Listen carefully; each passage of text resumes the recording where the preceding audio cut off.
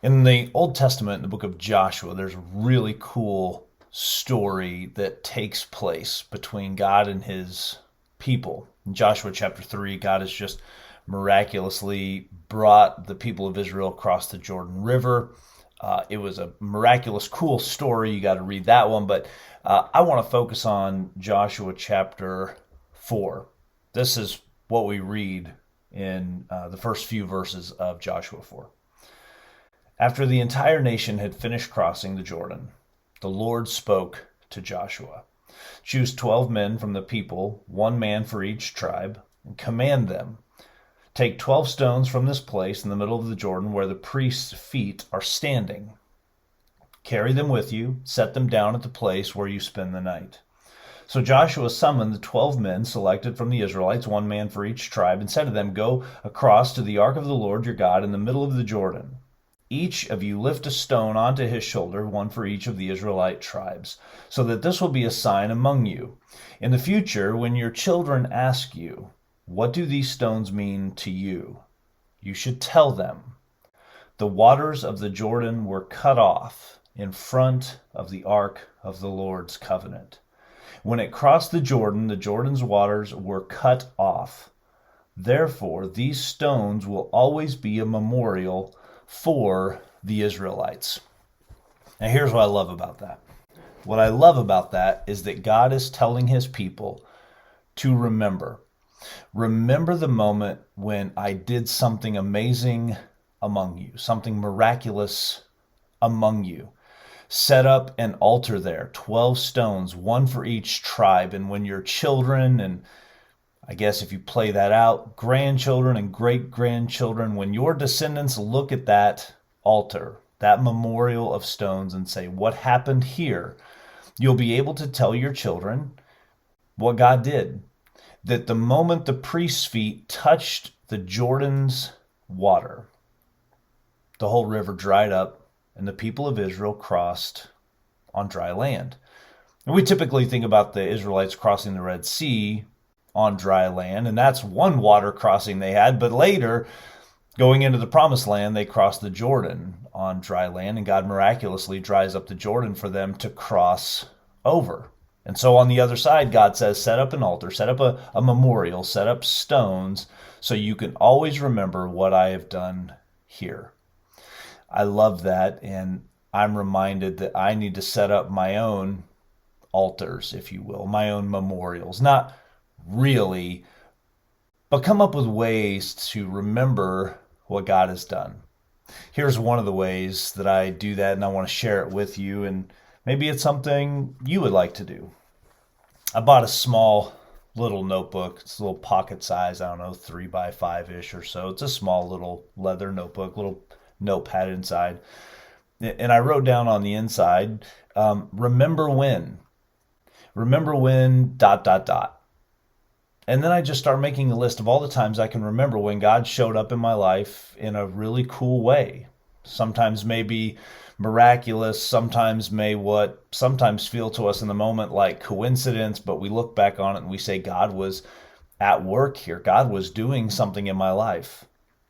The very first one I have written down was from one of the sad middle school moments of my life when I had to move away from a state that I loved. My family moved me to a state that I did not love.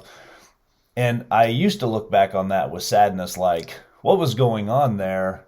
And I actually was able to trace that moment through the rest of my life and see I wouldn't be where I am if that moment hadn't happened. I was sad at the time, but I can actually see God at work in that moment, moving my family out of a state that I loved. So I have that written down in my remember when part of my notebook as my own version of a memorial, my own version of 12 stones, to go back and be able to remember the faithfulness of God, the times that God has shown up in my life. I want to encourage you to do something similar. Maybe for you, it's a notebook like this. You just want to start writing those things down.